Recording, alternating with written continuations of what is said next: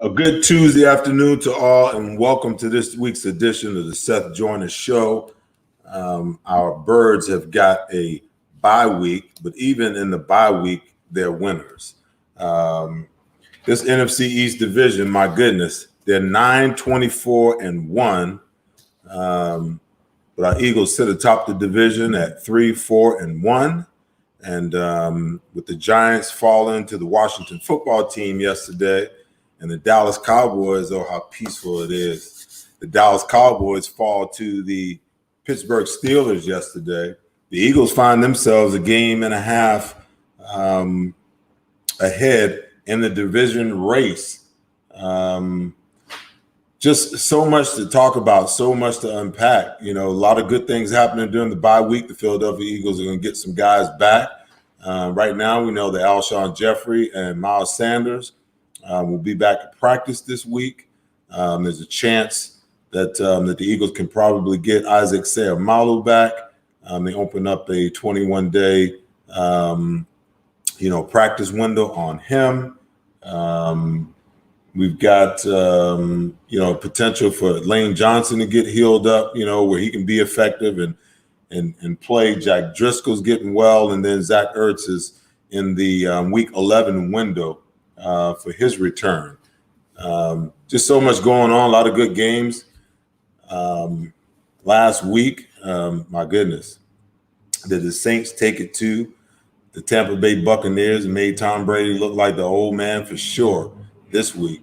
There's just a lot of good games, a lot of good storylines going on. And hey, listen, don't forget that today is this week is the Seth Joyner Show giveaway. We've got mini helmets and a football, autographed football. For the details of how to participate, it opens today. We'll close it on Friday with the winner being posted over on Instagram story.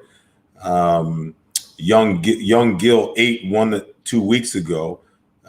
Just follow me over on Instagram, follow me on YouTube, follow me on Twitter. But for the details on how to win those autographed pieces, make sure you give me a follow over on Instagram. All the details are there. Joining me today, I'm happy to have this guy on the team. I've had a lot of guys that's played a long time ago, but this guy, he's retired, but he's current to this team, this coaching staff, and a lot of these players. He played 11 years for the Philadelphia Eagles, drafted in the 5th round out of the University of Cincinnati. Tight end. He's a Eagles fan favorite. Welcome to the show, Brent Selleck. Brent, how you doing, my friend? I'm doing good, Seth. How you doing, brother? Hey, man, I'm always good. Listen, we were talking a little while ago, and I know you don't want to talk all football.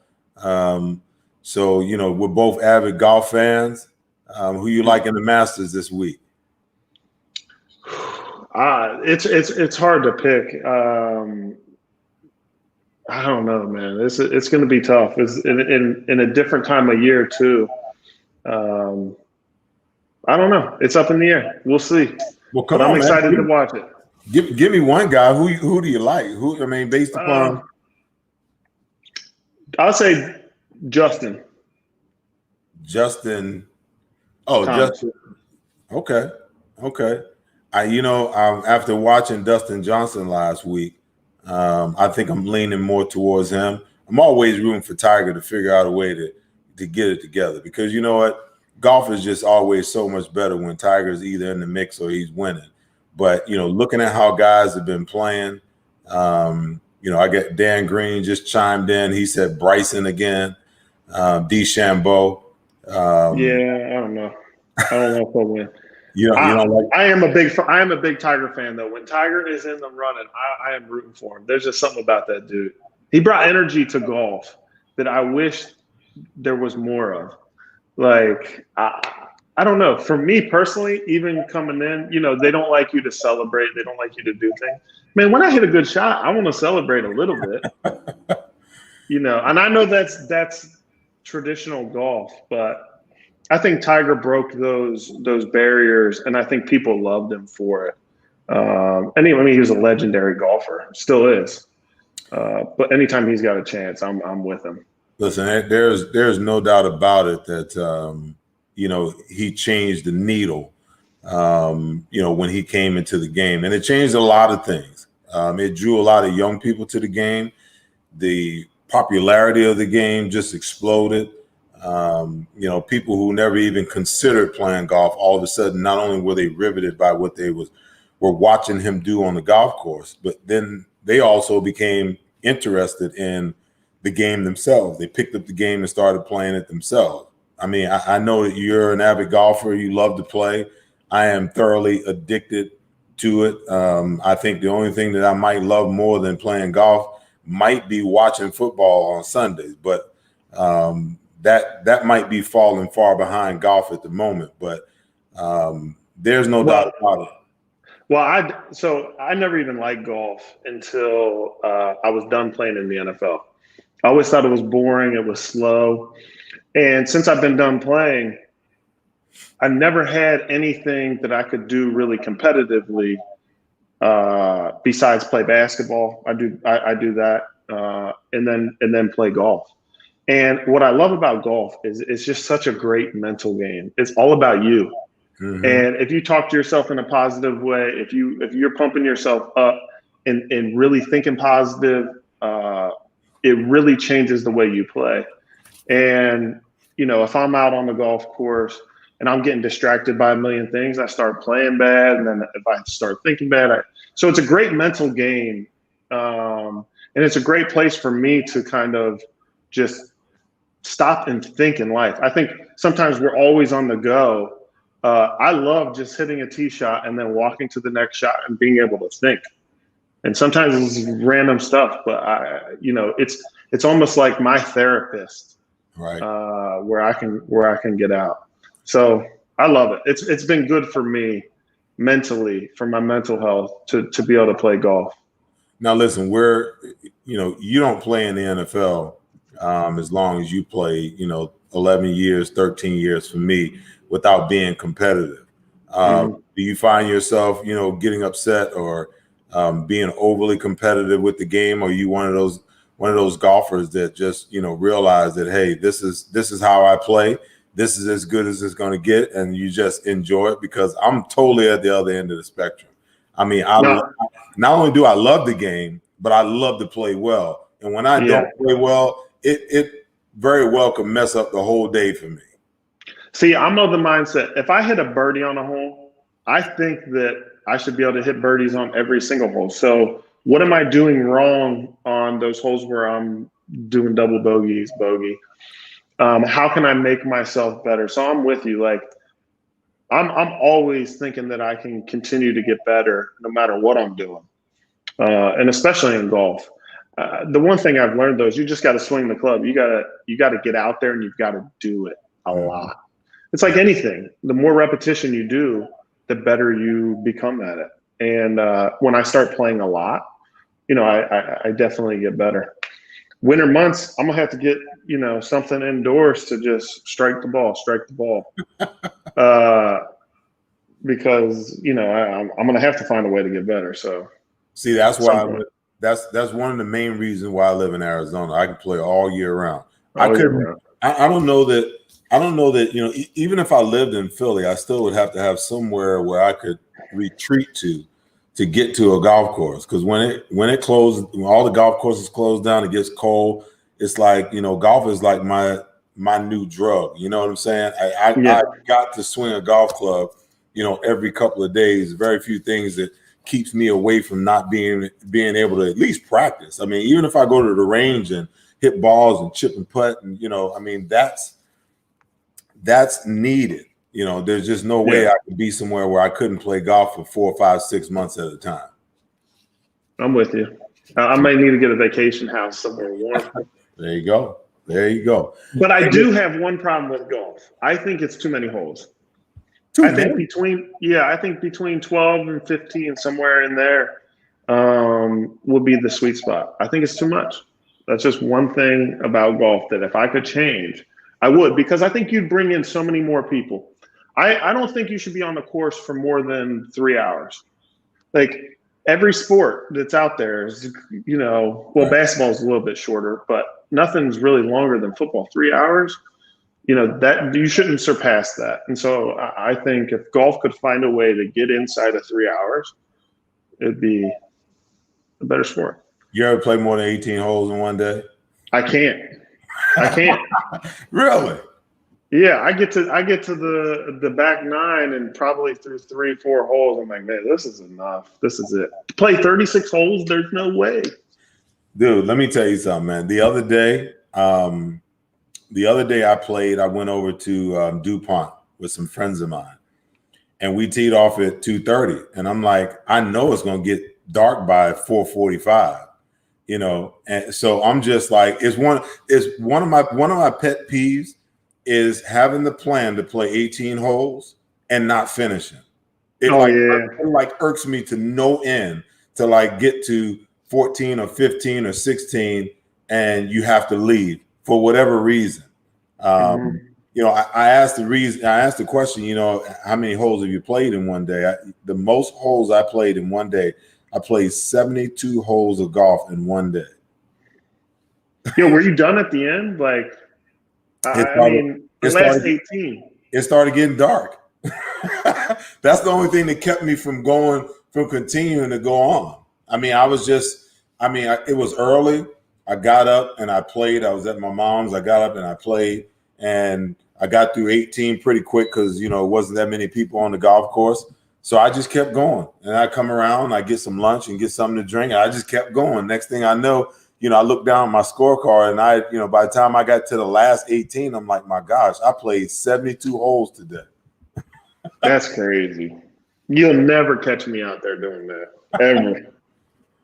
Well, hey, listen, man, I want to get into some of this Eagle stuff, man, because I think you're a very interesting guest to have on, having recently been retired.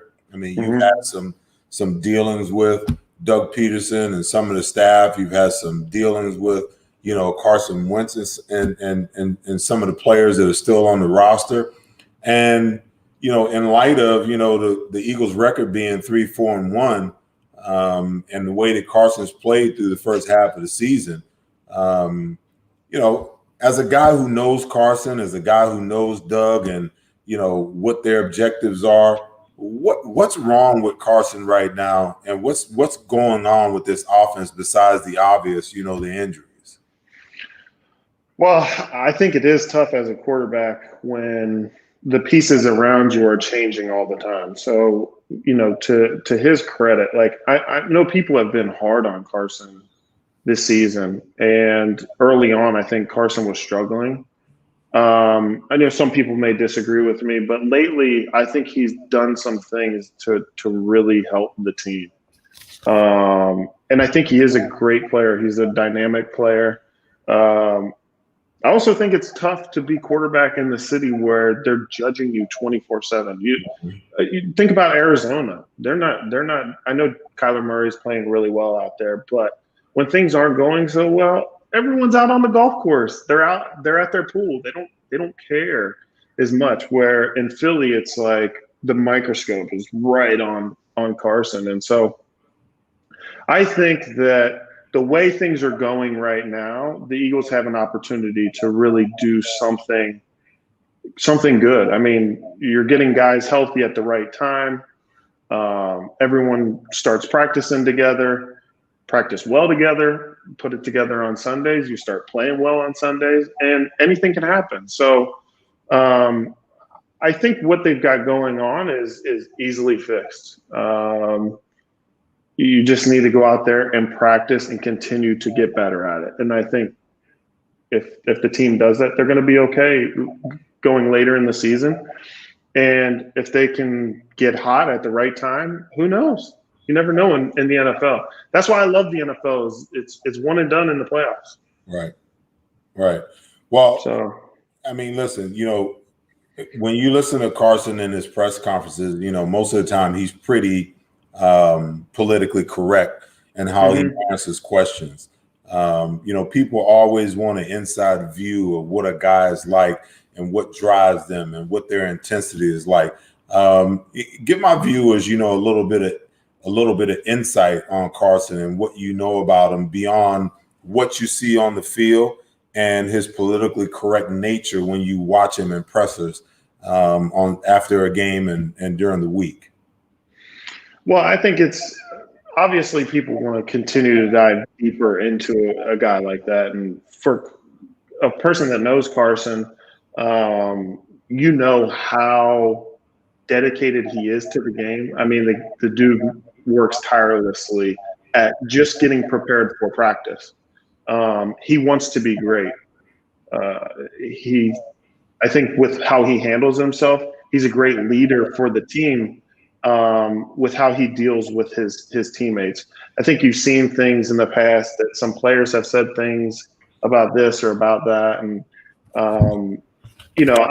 I don't take that as serious at all. Like, being his teammate for some time, I thought he was an amazing teammate. I think he's going to be a great leader for a lot of teams in years to come. Obviously, there's some things that I'm sure Carson does that he doesn't necessarily. Looking back on it, he could have done something differently. But I think he's a smart enough, self-aware guy that he's going to continue to get better at that stuff, and he's going to continue to become a better leader. And I'm sure as he gets older, he's going to continue to open up to the fans at a deeper level. But this is a guy that cares deeply about winning. And this guy wants a Super Bowl ring. Right. The first time we went and got a Super Bowl ring, he wasn't able to be out there. And I know with the type of competitor he is, he wants to be back out there and he wants to win it. Right. And so, time will tell. So in light of that, what do you see different in Carson between 2017 when you played with him in his 12 or 13 game run before he got injured, and the Carson Wentz that you see right now? What, is there any difference? Is there any differences in his mentality? Has how he looks at the game? Do you think any of that's changed? I don't think that's changed. I think as a quarterback, as you continue to get older, I think it gets harder and harder because defenses have more of you on film every single year. So, there's things that he has to do to improvise to get better at, just like any player out there. I would say, as a player, as a teammate, he's definitely more seasoned now than in 2017. I mean, we were hot. We were a good team. Things were clicking for us. It was almost like a perfect season. And anything that went wrong, we were doing things to fix it. So every season is different. I think Carson's seeing so many things now that, as an older veteran on the team, losing early and the city basically just saying the team stinks, they're terrible. And him basically going out to practice every day saying, come on, guys, like, I still believe in you. We're a good football team. Let's get this thing right. It comes down to all of us working together to get it right. So, I think he's a better leader now than he even was in 2017, because it's easy to lead when everything's going right. I mean, you know how it is. Hey, listen, I agree with you, because I felt like there was a major shift last year at the end of the year. Those last 4 games, you could almost see him stepping into a new role as the leader, not only on the offensive side of the team, but an overall leader on the football for the whole team. So there was a major shift there.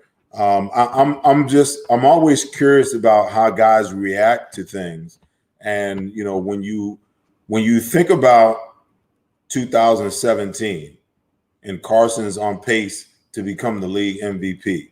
And then he gets hurt, and then Nick Foles steps in, and Nick Foles, does something that hasn't happened in Philadelphia in 60 years. He leads the team, to an NFL a Super Bowl championship, and then the rhetoric next year, because something has to give. You know, you're not going to keep both quarterbacks on the roster. One guy is a Super Bowl MVP, he just won you a Super Bowl. The other guy, you gave up substantial draft capital for him, and you've made the decision that guy is going to be, your guy moving forward. So the Eagles make the decision to move on from Nick Foles, and then Carson, they signed him to a long-term deal, and so that kind of puts to rest, whose team it is and whose team it really belongs to. Was there any kind of fracture? Is there any kind of, animosity, between Carson and Nick? Because, it's human nature. I get it.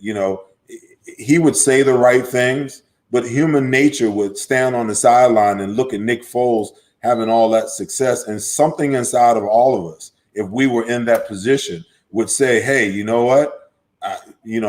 I'm jealous. That's supposed to be me. I'm supposed to be the Super Bowl MVP. I'm supposed to be the guy that's getting all the accolades, And then all the animosity in the city of Philadelphia and all that brought up, and the Eagles exercising themselves from that. And then they turn around this year and they bring in a guy, drafted in the second round. And in some people's eyes, they've kind of created that all over again, because anytime that Carson stumbles and anytime he has some inconsistencies, as well as I do, the city of Philadelphia is going to be crying for Jalen Hurts to be the guy, and they need to sit Carson down. Yeah, I mean, I think some of those things are that's life. Going back to the Super Bowl season, if it wasn't for Carson, we wouldn't have been in position to even do what we did. So I think Carson understands that. I think he totally understands that, if it wasn't for what he helped do for that team, that we wouldn't have been where we were. And then, I think selfishly, just like you said, Seth, like if any of us were in that position, we'd want to be the Super Bowl MVP, and for everything that he did for that team that year. That's why everyone feels so bad for him, is because of how good he was. And so I think the competitor in him is like, yeah, I want to be there. He was happy as hell to be a part of a Super Bowl winning team. I mean, I think everybody was. But now, he wants to go show that he can do it as the quarterback. And I think that's great. I mean, to have a quarterback that was in that situation and now with an opportunity where the team is all his and he can go get it. And I know that, they took Jalen Hurts, and I think that's the team just, trying to protect the most coveted position in all of sports and make sure that they do have, a guy that, can come right in and get things done, because you never know when that's going to be. And look, it worked for us in 2017 when Nick Foles came in. I mean, our whole season could have been devastated at that moment if we didn't have a backup quarterback like Nick Foles that could come in and do what he did. So, from their point of view, they'd be sticking to the plan, what they've always thought and what helped us win our first championship. So, like I said before, man, time will tell on all of this stuff. I think Carson is the leader for the future for the Eagles. I think he's a great leader. I think that Philadelphia is a win now, win every week type of city. And in the NFL, it's tough. And I think this team's going to go through some ups and downs.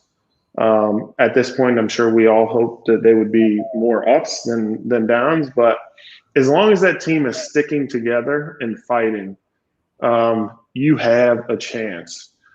As you know, Seth, the teams that just basically give up on the coaches, give up on their teammates, those are the teams that are that's the worst, and that's when they got to blow things up.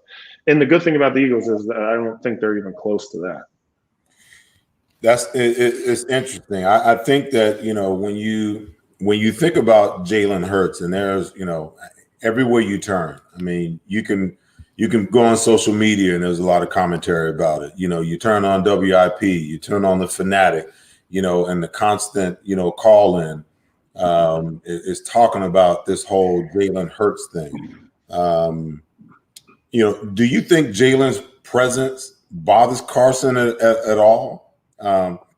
Do you feel like do you feel like like some of these people out here that there should be more, Jalen, they should implement Jalen a little more into what they do? Listen, at the end of the day, I feel bad for both those guys. It would be like if I went to work every day and the whole world was like talking, oh, hey, he could be, your husband works with this girl, he could be doing something with her. And they saying it to my wife all the time. Nothing could be happening, but if the world thinks it, and then it creates problems for that person. So for Jalen and for Carson, I feel bad for those guys. Like the fact that everyone's talking about it all day, every day, in some ways can make it a reality. And I think that, it's, for me, I had to turn off the WIP. I couldn't look at a lot of this stuff because it's just not good. Like, it's not good to sit there and just gossip and look at what can we do different, who can we get rid of, this guy stinks, that guy sucks. It becomes consuming, and I think you can't get caught up in it. So for me, the fact that you're even saying this, Seth, I don't even know that people are talking that way about Jalen because I just don't even listen to it. And do I think that it bugs Carson? I mean, if people are asking him every single day questions about it, it would annoy me if I was in a situation like, dude, chill out. That's not how it is. Well, I mean, to your point, you stated that the Eagles probably took Jalen Hurts because they want to make sure that they solidify that most important position on the field. I mean, they're literally a year removed from, extrapolating themselves out of that same thing. Now, if you want to draft a quarterback, and listen, I get it. The team had all kind of needs, in the last draft. They didn't need wide receivers. They got a lot. But the question is, why create that all over? I mean, when a second round pick, that's a guy who is a foundational player in your organization. That's a guy normally that you look to come in right away and have an impact on your team and on your organization right away. It's not a project. It's not a 2 or 3 year deal where you're developing them, for the future. So the question, I guess, is why recreate that? I mean, I know you're probably having some questions internally about Nate Sudfeld when you make this move. That's the first thing. The second thing is, if you're going to draft him in the second round, then you're going to create these questions, especially in Philadelphia of all places. More than any other city in the United States, you're going to be dealing with that because, he's a second round pick. You're looking for return in year one. And now all of a sudden your starting quarterback, your franchise quarterback that you just signed to $132 million, he's having some issues. Why, as an organization, would you recreate that for yourself all over again? Yeah, I mean, I hear what you're saying. It really just comes down to management and what they thought was best for the team, and that's their decision. I support it. I think that having a great quarterback in this league is good. Having a great backup quarterback in this league is good. So, if something were to happen to Carson tomorrow and Jalen Hurts comes in and plays well, then everyone's saying, damn, that was a great draft pick. So you never know what can happen. I think at the end of the day, you're just trying to build a great roster of players. And I think if you start trying to create a roster based on what the media is going to think and do, maybe that gets you in trouble. I don't know. Well, there's no doubt about it because everybody's got opinions on, who should be drafted and where they should be drafted. I mean, there's people crying about the fact that the Eagles chose Jalen Reagor over, Justin Jefferson. Listen, that's the guy that they evaluated. That's the guy that they targeted. That's the guy that they wanted.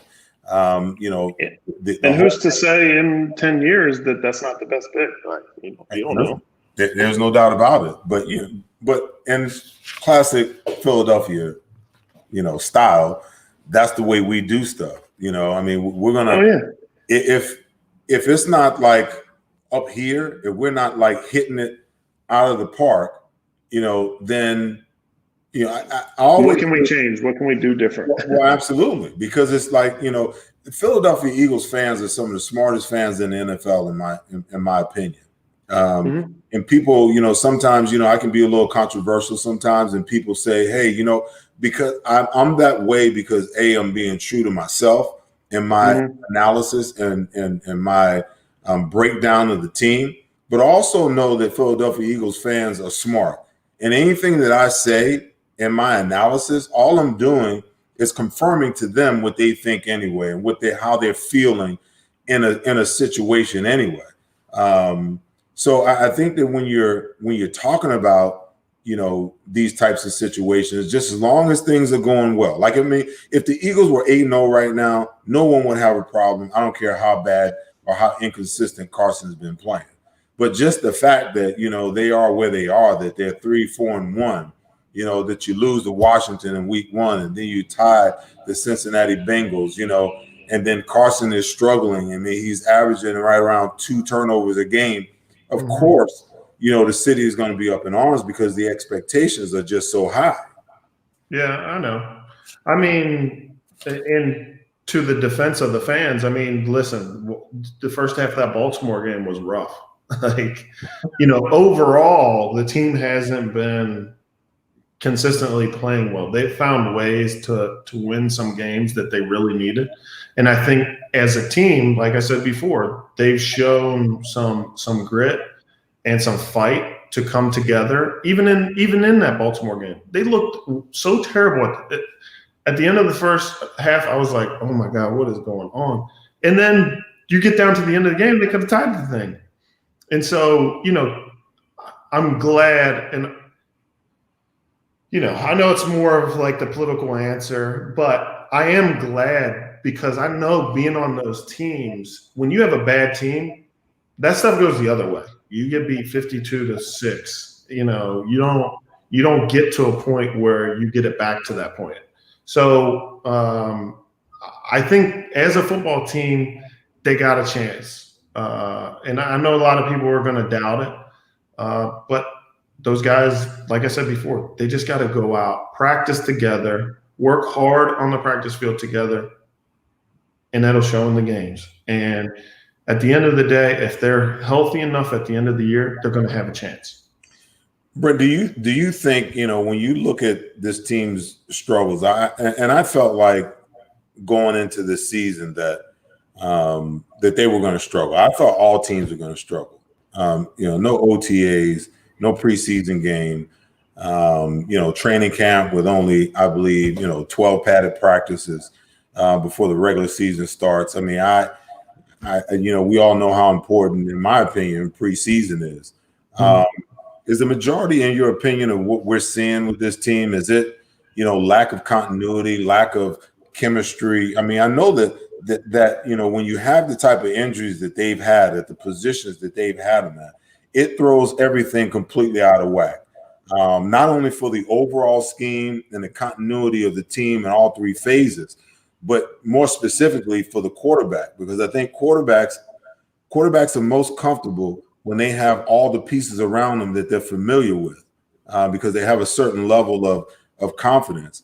But, do you think that this whole COVID thing and no OTAs and no preseason games, I mean, is that a reason for this? Or I think it all has a part to do in the bigger picture. I mean, you got COVID where, you really didn't have an off season. You don't have a preseason. And then you get into the season, and because guys weren't practicing and doing a lot, generally speaking, you have more injuries. And so the turnover at positions is crazy. When you put all those things together, and then people are being taken out because of COVID, all those things coming together, and it's like, I would love to see what the starting offensive line looked like for the last however many weeks, what the starting receiving core looked like for the last how many weeks. Like it's, and then when you're kind of constricted on a lot of things based on COVID, whether it's like meeting times or other things, COVID makes it tougher. And so those teams that, have been playing together for a long time or aren't getting all those crazy type of injuries, I think it's a little bit easier on them. I think at the end of the day, listen, these guys are professionals. They should know their jobs and they should be able to do their jobs at a high level every single week. But some of the stuff they're having to deal with is stuff that none of us ever had to deal with. And so I think all that has a part to play in it. But they can rally and they can fix it. They can make sure that their offensive line starts to stay together. Hopefully, don't have any more injuries, and let guys continue to just grow together and get better. And I'm a firm believer and always have been in football. Just run. We gotta run the football well, because that opens up so much stuff. So I think if we as a football team can find a way to run the ball consistently every single game, I think you're going to see the play action open up. You're going to see a lot more deep balls. But I think running the ball successfully when you have an offensive line that is coming in and out, it's tough. You're watching the Seth Joyner Show with my guest today, Brent Selleck, Philadelphia former tight end and Philly favorite. You touch on something that's near and dear to me, because my goodness, every single week on pre and post game, we beat the drum of run the football. But listen, you played under Andy, you played under Chip, and you played under Doug Peterson, obviously, and sometimes Doug, to me, seems like he doesn't really want to run the football. It's almost a byproduct, of play calling. He really wants to throw the ball. He really wants to push the ball down the field. And you just don't see teams today, trying to establish the run the way they used to. You're 100% correct, because sometimes I watch, Carson run play action pass early in the game, and I'm like, as a defender, my mindset is, why would I even bite on play action pass until the run works? when you haven't established the fact that you can run the ball yet. You haven't proven to me that you will try to run the ball or establish it. So why would I even bite on it? That's the thing that blows me away when I watch professional football now. Every single time the quarterback sticks the ball out, on his drop, the linebackers and safeties are running up in the line of scrimmage, and you got tight ends like yourself, just eating up the middle of the field. And I'm like, well, whatever happened to forcing them to show you, that they're at least going to commit to running the ball? Sometimes Doug has been out of whack from the, to the tune of 45, 50 passes to 15 runs, and you go back to the Dallas game or the Giants game, and Boston Scott had a lot of success early. And then Doug just kind of got away from the run game. In my opinion, I thought that, that kind of gave the Giants a little bit of a boost. Are we so far removed from the game that you and I used to know that it's all about the passing game now, and the run game is just a byproduct of offensive play calling? I don't think so. I don't think the game's ever going to change. I think if you're able to run the football, that shows that you can just dominate the other side. And if you can consistently get 4 or 5 yards a run, that's demoralizing for defense. As you know, it's hard for a defender to stay on the field for 14, 15 play drives. Those runs, they keep the clock going, just mashing people. And then when you want to go over the top, you're going to have that opportunity, because the linebackers are like, dude, we got to stop the run. We got to stop the run. run up, throw it over the head. Easier said than done. You know, you got to be able to run the football. And, you know, at times I think our team has struggled this year at just executing on those plays. You know, I think you do have some quarterbacks in this league that the short passes are basically an extension of the run. You know, they're dropping back 40, 50 times, and when it's not there, they're just hitting the check down, and that's a run. The check down's a run. You know, or they're getting short passes, that's a run. But, you know, I think we're more of a team with Carson as our quarterback is let's run the football, run play action. You know, and he can do the drop back stuff as well. But I think historically he's been really good at those things, being on the move, play action. Yeah, listen, there's no doubt about it. And I mean, they're getting back a guy that, you know, I like a lot, Miles Sanders. You know, I think, you know, another question as far as the running backs are concerned. It seems to me, I can remember even from the first year that Doug got here, there's been almost like a moratorium on the amount of touches that a running back will get. And it seems to me the number is like right there between, you know, 16, 15 to 18 carries a game. I mean, is there some type of, you know, analytics that says that the probability of injury goes up exponentially when a running back touches it, you know, more than 15 to 18 times? Because, you know, our running backs can be cooking. And then all of a sudden, you know, the running game just stops, you know, especially. And then I'll look at, because I'm watching the game, but I'm also looking at the stat line, and I'll look and I'll see a running back, oh my God, he's hit 15, 16 carries. And inexplicably, at that point in time, you know, he stops getting the football, you know, and the running game kind of, the brakes go on, and it seems like the offense just stalls. And I wondered why. I know that Doug is a huge data analytics guy. You know, listen, I believe in him, but I also, you know, you got to coach from your gut a little bit sometimes too. But it seems to me that, you know, the running backs sometimes are on a pitch count, and then you start off the season with Miles hurt. He misses the first game, and then he comes back, and now he's been injured. It seems to me that, you know, he's going to be even more on a pitch count moving forward when you need him the most. I don't know anything about, number one, analytics. I don't know anything about him being on any pitch count or anything. You know, I'm a firm believer in playing for Doug. Doug will do whatever, he'll run whatever plays he needs to be successful. One thing I always admired about Doug, and I tell people to this day, as an offensive coordinator, you know, your job is to put your players in position to make plays. If you're running the wrong plays against, you know, cover two every single time, and you're like, we as a team, we as an offense aren't able to have success because they're just beating it on scheme, you know, then you as a coach are not doing your job. There's never one time that I was in a game with Doug as offensive coordinator that I ever felt like, oh my gosh, this other team has got our number. Like, I always felt that Doug was putting us in position to make plays. So I think in some cases, you know,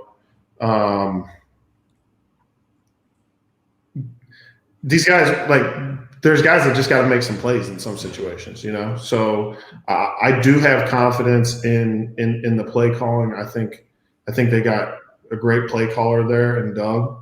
And, you know, I think this is a game of inches, and there's so many things that can happen to screw a play up. And whether that's continuity, guys playing together, or guys just taking the wrong steps, or guys just getting beat, you know, they got to fix those things.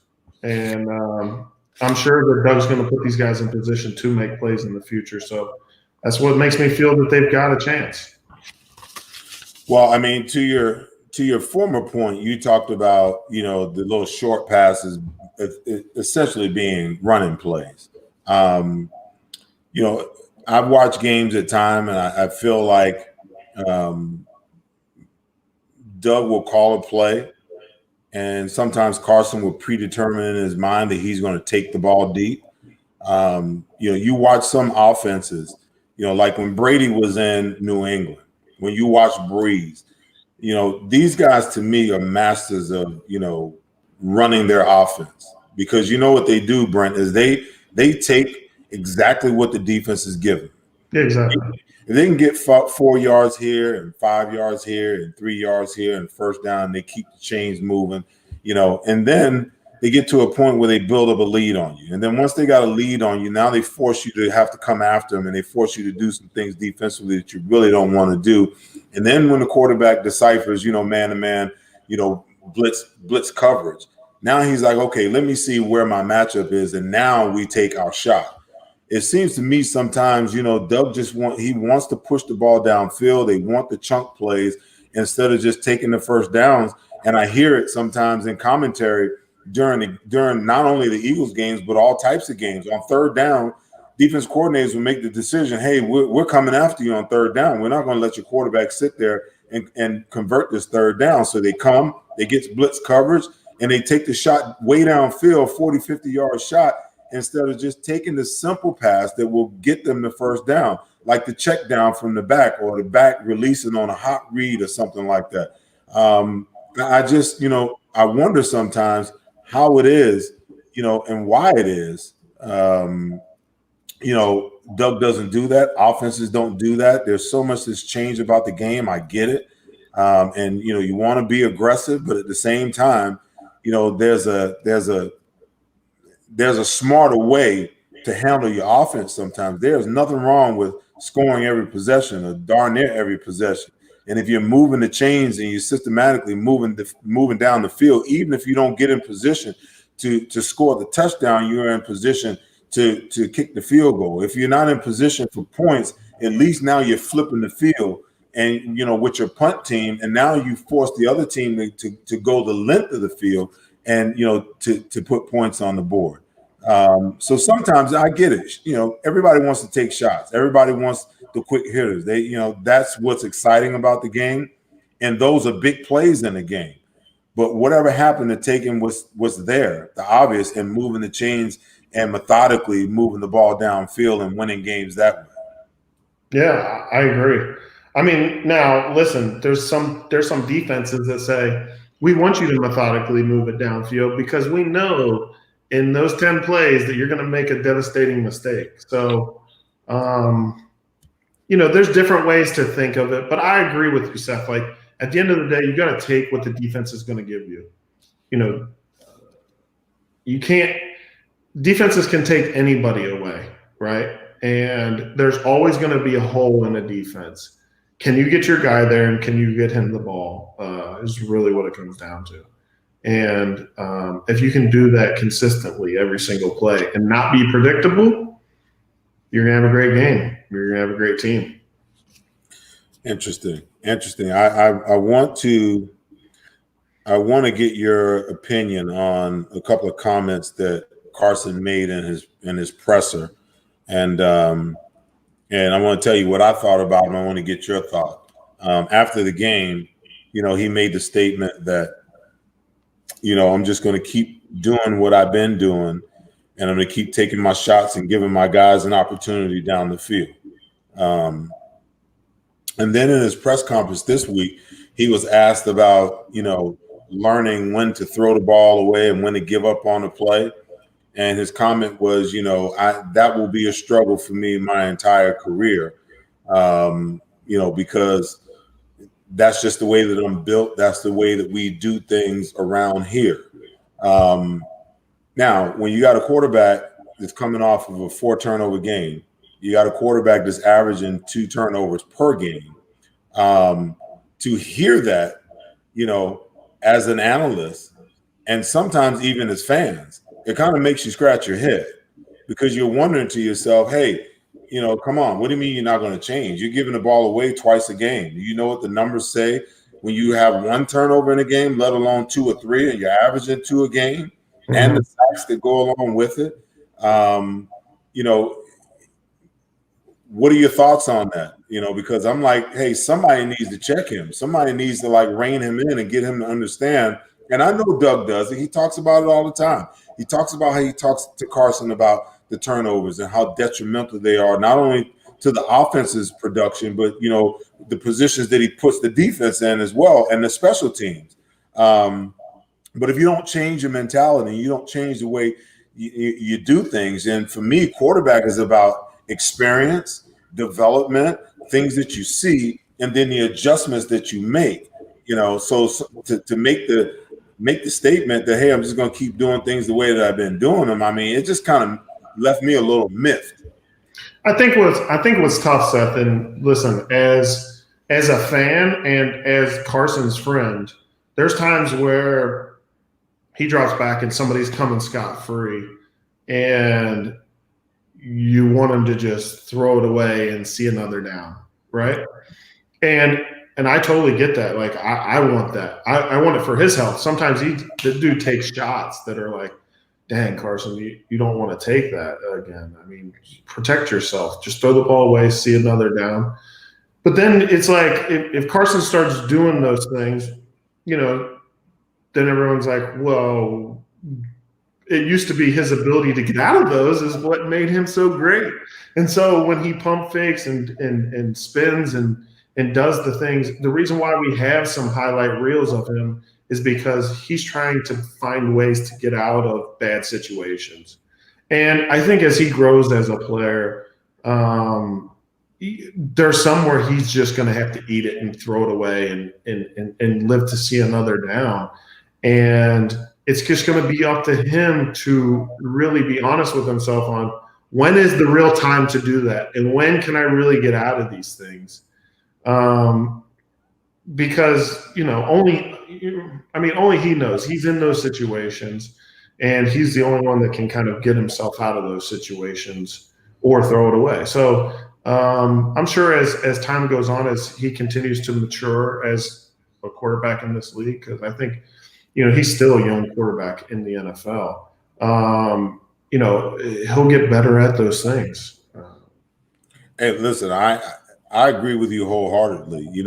There's many, many times where I'm watching him, and I've watched him in the past, and he drops back, and I'm like, throw it away, or just take the sack. Mm-hmm. He finds a way to get out of it, and he makes, some great play. But at the other end of the spectrum, when you're playing complementary football, in my opinion, the law of averages says that, you're not going to get away all the time. Yeah. Sometimes, the defense is just going to get the best of you.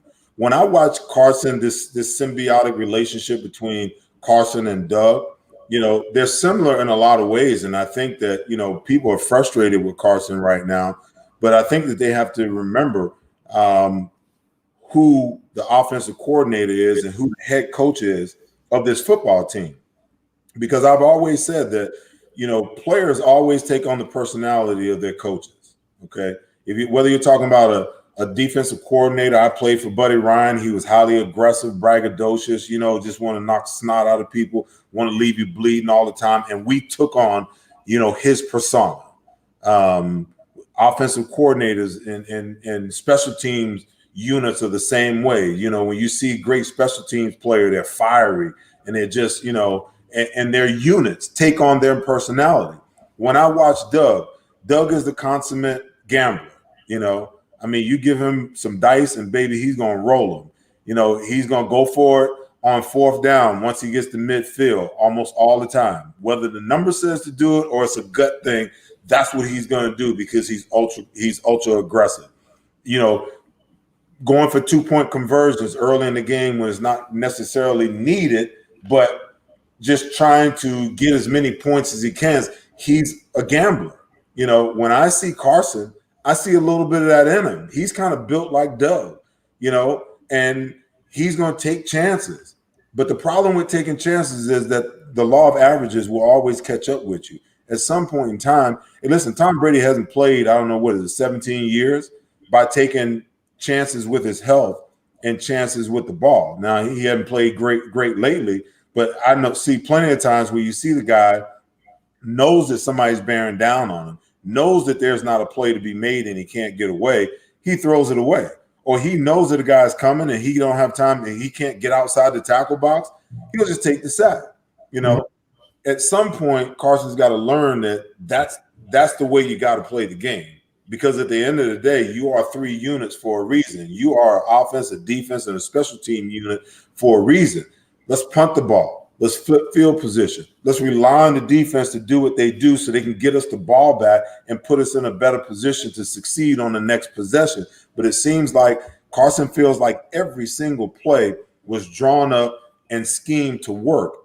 But he forgot that the guys on the other side, they get paid too, that they got coaches over there that are smart too, that they got athletes over there too that can, that win sometimes too. And, like Kenny Rogers, you got to know when to hold him and know when to fold him. And sometimes it seems like, when he doesn't fold him and he does something spectacular, yeah, we love it, But at some point in time, he's got to learn that, hey, I can't win them all. And I guess the big question is, how do you decipher those times? Because he's been magical at times in the past. When do you manage saying, okay, I got to let it go here, or I don't have? Well, listen, if you're in field goal position, you can't take a sack. Got to throw it away. Okay. If you're backed up, can't take a sack. We got to maintain field position. Got to throw it away. It's trying to decipher those times where you can take those chances to try to make something happen, and know when to say when.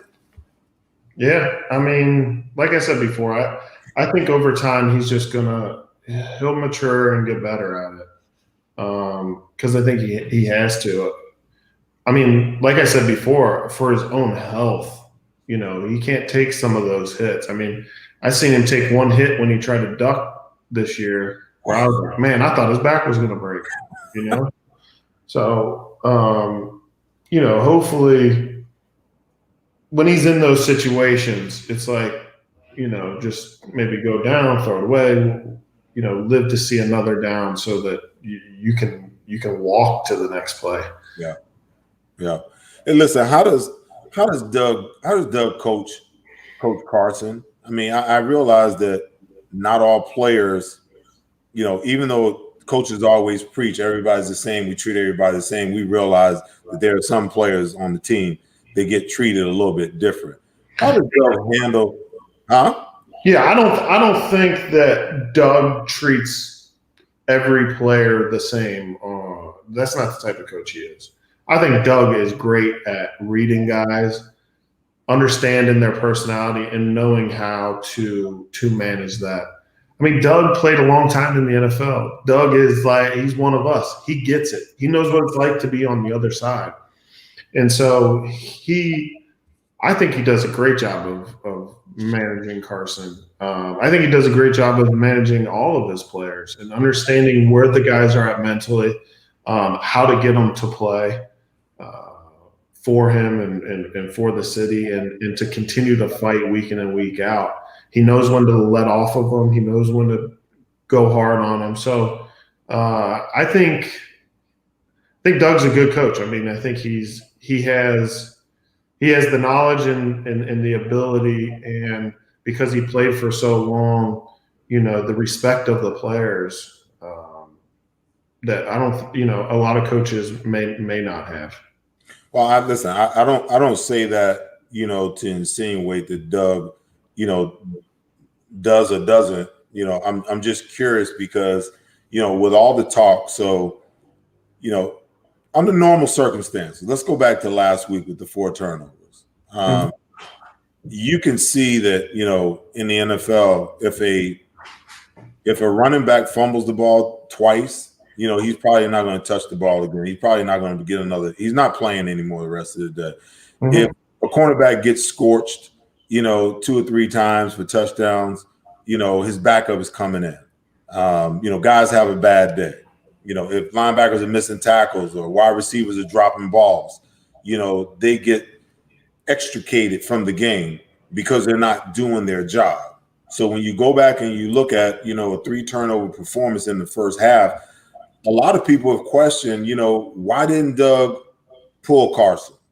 Why didn't Doug, make a change? If just for a series, to just, kind of give him, a bird's eye view of what's going on from the sideline, and how that affects the rest of the team, when they look at the fact that they probably can screw up and get pulled out of the game, but Carson is immune from that because Doug's not going to do that because that's the quarterback, and you don't want to fracture his psyche, so to speak, and how that whole dynamic plays out with the other guys on the roster.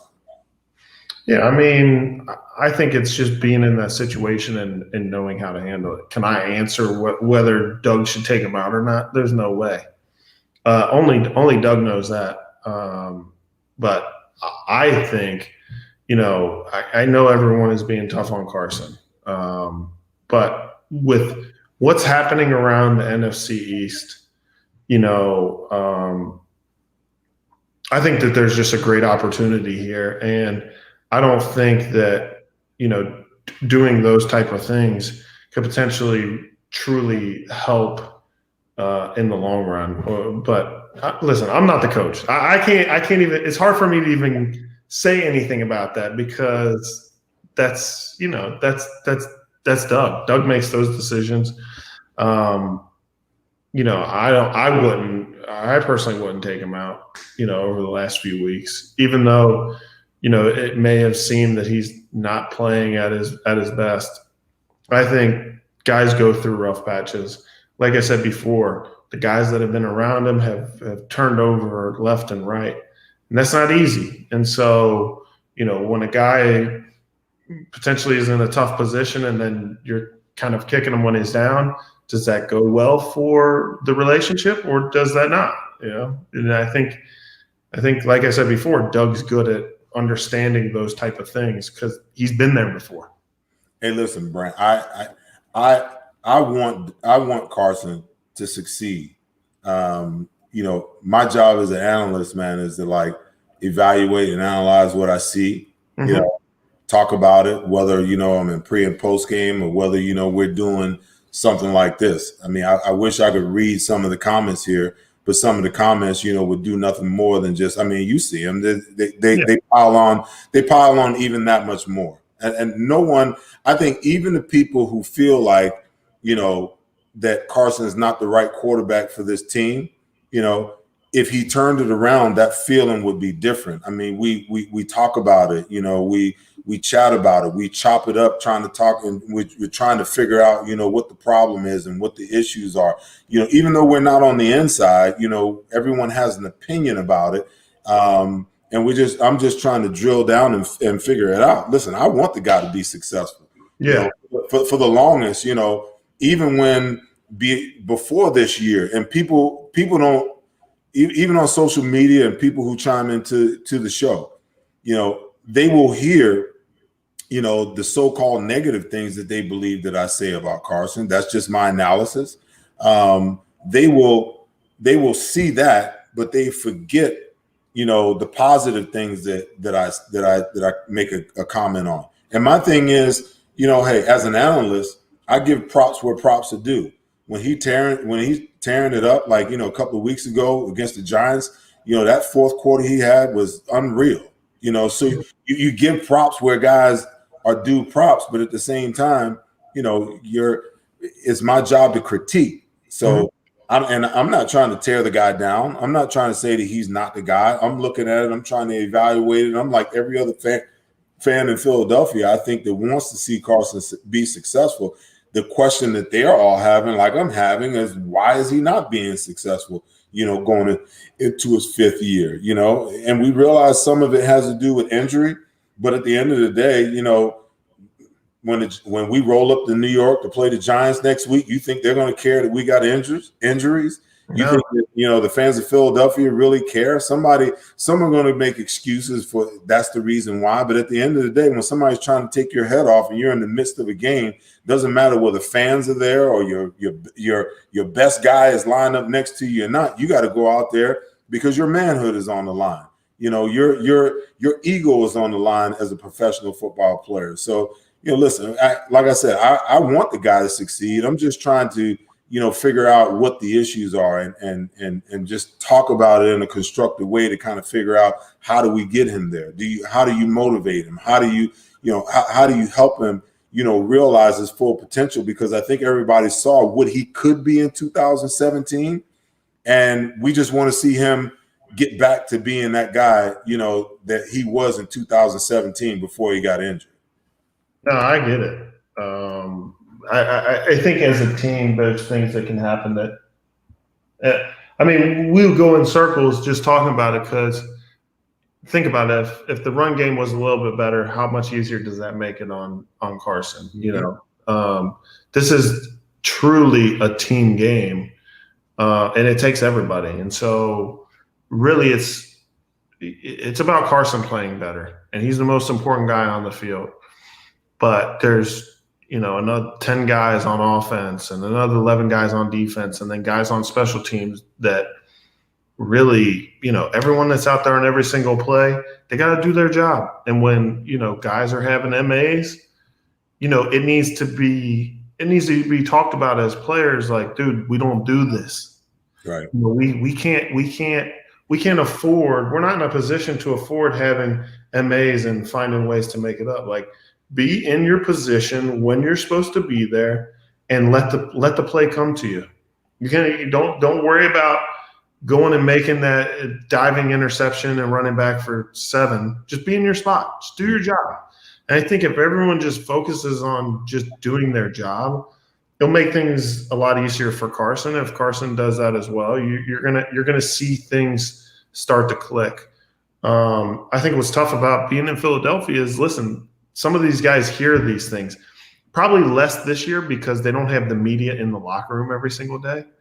But they hear those things, and they hear the fans are pressing. And I think in some ways, as players, when you hear those things, maybe in one situation you're like, I'm going to make that difference. I'm going to do this thing that's extra special to help put our team over the top in this game. And if you're out of position and it, potentially screws the team, it's like, it's all in good intentions, but at the end of the day, just do your job. Right. Just do your job. It's no deeper than that. It's no deeper. No doubt. I think the fans, I've been in that situation before. I think the fans think sometimes when a guy makes a mistake, that it is his intent to make the mistake, rather than it being, hey, I either got beat or I had a missed assignment or whatever it is. No one's out there trying to screw it up and make mistakes and throw interceptions and fumbles and missed tackles and all that. The intent is to do it, but football is a game of doing, and you got to do it. And Philadelphia is an extraordinary city. It's a tough city, especially if you're an athlete in this city. It's really, really hard unless you're just tearing it up all the time. That's just the truth of it. My friend, listen, and we're over our hour by about 8 minutes, man. I tell my guests every week, Brent, our time is our most valuable commodity, and I thank you, my friend, for spending last hour and 8 minutes, chatting with me, talking about some Eagles, and at the beginning talking about some golf, ready for the Masters to get started on Thursday, and hey, enjoyed the cook-off, by the way. I still don't know who won. I don't even know who won either. It's all good, but hopefully, we can get together and get around the golf end, man. I got a feeling it's not going to happen, not this year, but when the weather gets good, I look forward to catching up with you, man. Let's get around the golf end. Thank you, my friend. I appreciate it. Thank you, Seth. All righty. That'll do it, guys, for the Seth Joyner Show for this week. We'll see you guys back next week. Remember, follow me over on Instagram for an opportunity to win the mini helmet, the signed mini helmet, and the football. The details are over there. Follow me on Instagram. You'll see it there. Follow the details. The winner will be announced on Friday. I always tell you guys, be good to each other, take care of each other, but most important, love each other. I will see you guys back here next week, same place, same time. Hopefully after Eagles victory. Peace. See you guys later.